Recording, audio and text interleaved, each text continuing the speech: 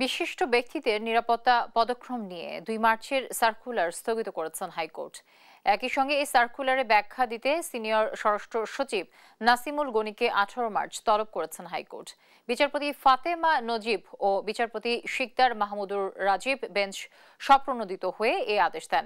এ সময় আদালত বলেন, রাষ্ট্রের গুরুত্বপূর্ণ সিদ্ধান্ত আসে সুপ্রিম কোর্ট থেকে, অথচ সুপ্রিম কোর্টকে হেয় করা হয় সবসময়। ক্ষোভ প্রকাশ করে হাইকোর্ট বলেন, স্বরাষ্ট্র সচিবের সঙ্গে একই নিরাপত্তা প্রোটোকল পাবেন প্রধান বিচারপতি।